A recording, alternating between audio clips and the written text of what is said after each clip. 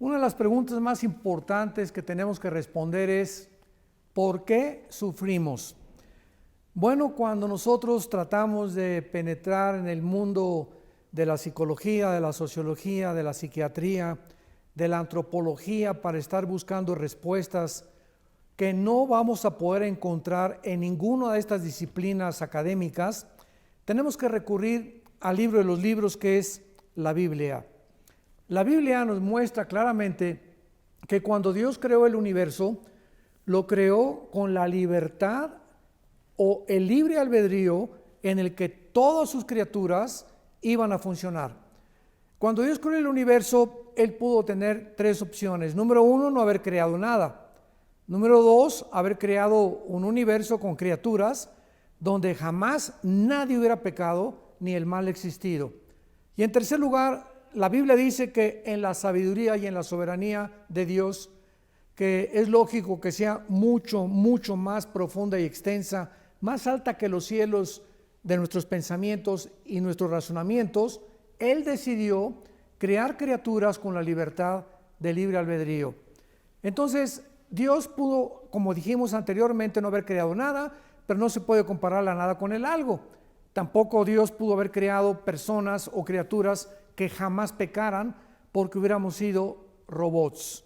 Entonces, tenía que haber libertad, tenía que haber amor hacia Dios, y eso fue lo que implicó que Dios permitiera que sus criaturas tuvieran la opción de amarle y escoger adorarle con libertad. Cuando el pecado entró, la Biblia nos muestra en Ezequiel 28, por causa de Lucifer, fue porque él decidió rebelarse contra Dios. En otras palabras, ¿cuál es el origen del pecado o del sufrimiento? Es precisamente el abuso de la libertad con el cual Dios nos creó.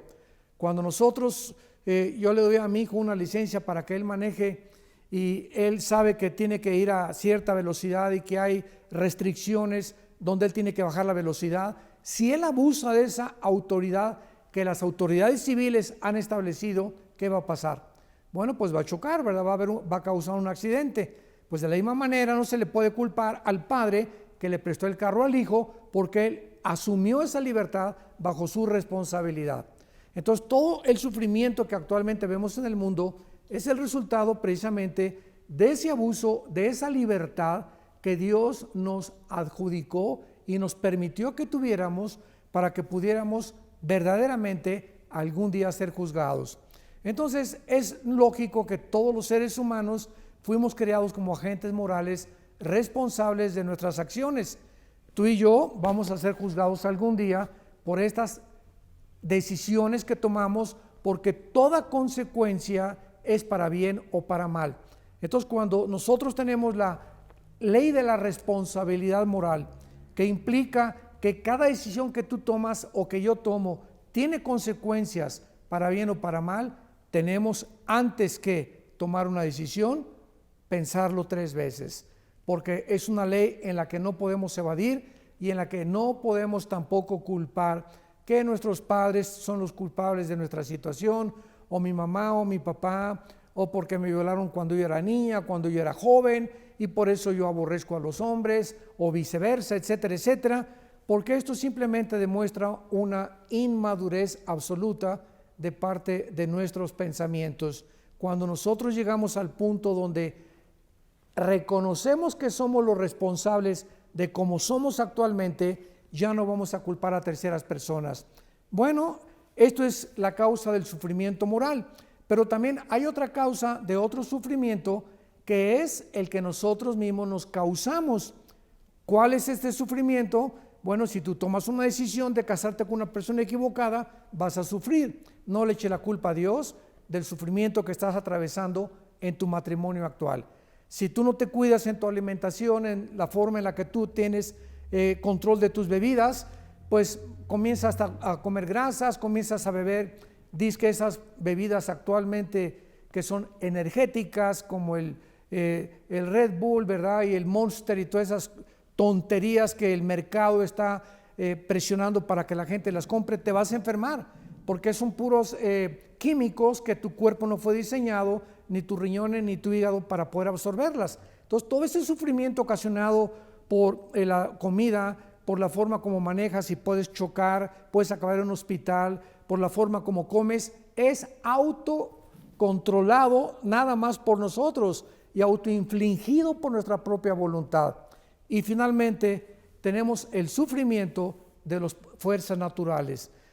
Puede haber un temblor y puede caerse tu casa y puedes pasar a través de un tsunami que te arrastra y puedes haber visto a tu mamá, a tus hermanos ahogados, o puede haber un diluvio en el que el río se llevó a uno de tus hijos.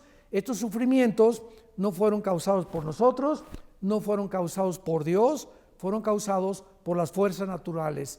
¿Qué significa esto? Que vivimos en un mundo de pecado, un mundo de maldad, un mundo donde nosotros hemos causado todo lo que nos rodea, y esto es lo que ha causado finalmente lo que nosotros estamos buscando, la respuesta a la pregunta ¿por qué sufrimos? Que Dios te dé entendimiento de todas estas cosas, y sabemos que la persona que más ha sufrido en este mundo fue el Hijo de Dios en la cruz.